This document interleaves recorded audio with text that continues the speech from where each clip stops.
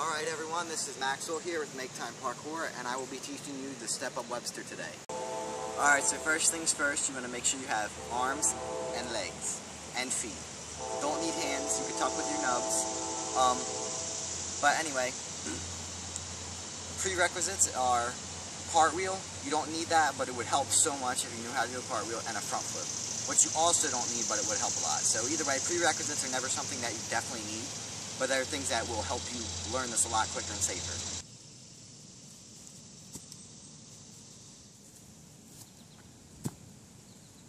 Alright, so pretty much I'm going to show you the way I learned it and the progression I had for learning it, which is really simple, and I'm going to go through it quick because a lot of people might not want to know that. They might want to learn their own progressions.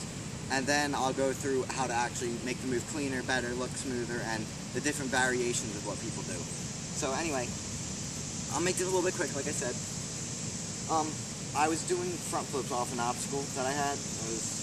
It was pretty high, and I just kept doing the simple front flip like this.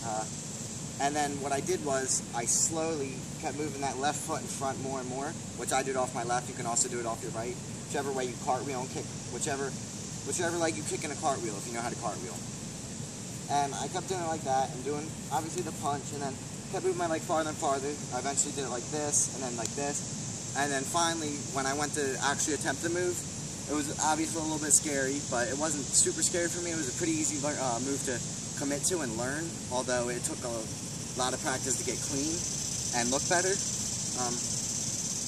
And what I did was I had the mindset of I'm going to do a cartwheel off this obstacle, but yet I'm also going to do a front flip, and that's pretty much what got me to commit to the move.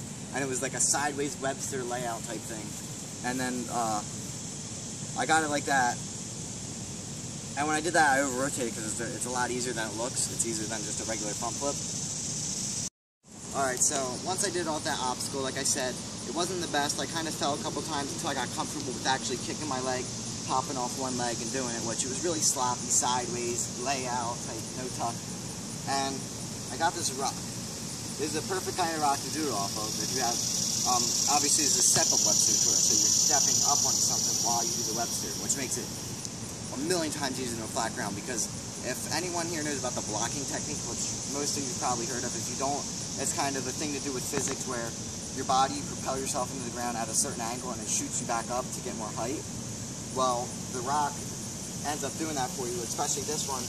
It's slanted, so you put your foot in front of you, and then the way your body, it absorbs into it and it springs you up without you really jumping upward. You can kind of put a lot of weight into this leg and just push like back, and you'll go up. Which, don't push back when you're learning Webster, because you'll probably end up doing a loser and like smash your face in the ground and die, and then your whole family misses you. So you don't want to do that. But yeah, so like I was saying, find something like this. You really want to find an obstacle, and once you get that, then we'll go to the next step. Alright, so I kind of got carried off there talking about the obstacle, which obviously you guys need to know, that's why I said it. And then what I did to do it off this, which obviously is a lot lower. I keep saying obviously, because obviously I'm obviously awesome. And yeah, so obviously. Anyway, I got this. It was lower than the obstacle I was doing it on over there, which was higher. So it was more fearful, and I was a little bit more scared to try it. But I knew that I could do it once I did it off there and over-rotated so much, and I'd be running into this one with a lot of speed. And now when I was just doing one hop into it. So I finally got up some courage to do it. And what I did to progress was the cartwheels and round-off I was talking about earlier. So they were really sloppy. I still never really trained them, so I can't do them that good. So I kind of did this. And I did that a bunch of times to get comfortable with stepping up, pushing off, swinging that leg, getting that whole momentum type feel going. And I kept doing that. Kept doing that. And then that was kind of like a cartwheel round off. I did that. And then a front handspring, which you don't need to know. It's kind of like a cartwheel, but that's why I didn't put it in the prerequisites, because I really didn't do a front handspring. I still did a cartwheel, but my arms were sideways and shoulders were set, but my head was straight. So it was like a weird little rotation type thing, but it's technically still a really sloppy cartwheel. And then that's why I ended up doing this. And it looked real. I'm going to show you how, I'm going to try and show you how I did it when I first learned it. So it's going to look really ugly to when I was progressing, so you guys understand if you're not going to get it right away. And it kind of looks something like this. Like that. And I like fell like that. And I did that a bunch of times and I kept doing it. And then I finally kept trying to get more kick out my leg. Kick it straight, speed, and like this, I'll show you that. And then eventually, after a lot of fails and a lot of attempts of doing it, I eventually got it and got the rotation. I had to try with all my might at the time to do it. And I went like that. Alright, well, that was a fail, obviously, because I'm trying to show you how I did when I first did it. And, anyway, long story short, you guys get the gist. I eventually did the Webster. And it was real sloppy and all. Alright, so now that you guys understand the progression that it might take for you, or what I went through to get the progression and get comfortable with actually attempting the Webster, I want to let you know that there's so many techniques and so many different ways that people do these Websters that it's like unreal. There's a lot of different ways to do them. And that's what the best thing about it, because if you have different personal, you like to undertuck, you like to tuck one leg, tuck this leg, jump off right leg, jump off left leg, you like to pilo step into it, you like to skip step, you like to swing arms like this, swing arms like this, swing arms like this, swing his arm like this. Like, there's so much stuff and so much like different ways that you can do it. It's unreal. I've done it so many different ways, and now I kind of adapted myself to one favorite way. So I can do them every single way pretty much. It would take me a couple tries to get comfortable with doing it, but I could do it any way I want. The way I do it now, I'll tell you that way, because I prefer it. It's my best way by now, which I did almost every single way. The one I do now, I go up. Obviously, you do the skip step into it, which is the same one you would do into a round off or a cartwheel, which, I mean, I'm pretty sure you guys know if you know how to do the round off, like I said.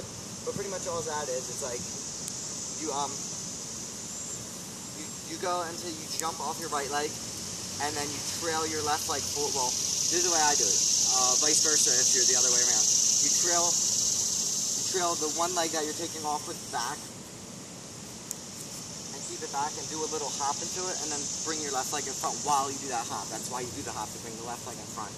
And I'm not really sure why anyone does it. It's just, I kind of always did it like that, even before I even knew anything. I just always did it, I guess out of habit. That must help. But it's just the way your body wants to work. I did that. And another tip, if you have something like this, you want to put your foot about a 45-degree angle away from the obstacle, because that will also, going in with the block I was talking about earlier, this will give you the height to do the Webster and get nice height, a nice spin, and that'll help you do it a lot smoother and cleaner. So anyway, you do the little skip step, little skippy, flippy, jumpy jump. You go like this, 45-degree angle. What I like to do, like I said, I'm teaching you the way I like to do it. I bring my arms back, that skip, that little hop. While I'm leading my left leg in front, I bring my arms back, so I go.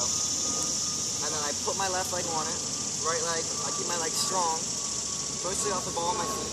Well, pretty much off the ball of my feet is where I'm going to be springing. You feel might touch it, but you really want to do that little pop. I think it's a little funny. Poppy pop, and then, and then, what you see a lot of people do now is they do this little, like, thing with their arms, where they bring one leg back and throw another arm in front. It's kind of like a Superman. And what I do is I do that, and I kind of, like, really don't, like, specifically swing one arm. But if I do swing an arm more than the other, it's my right arm, because I used to tuck both legs. And I found out when I do the walkovers and go into different combos and stuff like that, what I really like to do is I like to just tuck one leg and keep that tuck tight and flip my right leg around so it lands first, and then my left leg comes down. It feels so much better, it's a lot smoother, not a hard landing, and it gives you so much awareness throughout the flip. So you jump into your pilo step, or your skip step, put your left leg on. Well, I put my left leg on. You put your leading leg on, you do your little swing with your arms. If you're going to tuck your left leg, you want to push this one out. So you go like this little rotation, tuck your left leg, and a lot of people say to keep your back leg straight, which doesn't really help me. I could do it like this, I could do it like this. It's just, I think it looks nicer if you keep it straight, which you don't really have to do. And do your little thing, push off, kick your leg straight, arms, and then you can tuck both legs. But when you're starting out, you probably want to tuck both legs as tight as you can so you can get that rotation.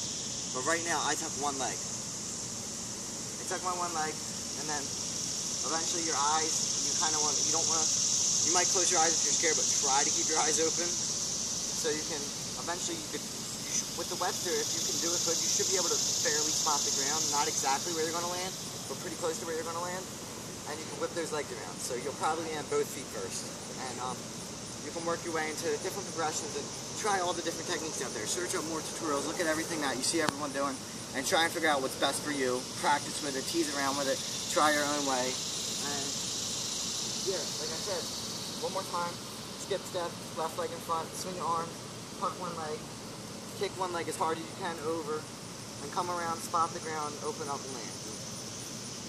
That's pretty much how I do the Webster. I'll show you a couple different ways to do a Webster and variations, and then that's the end of this tutorial, guys.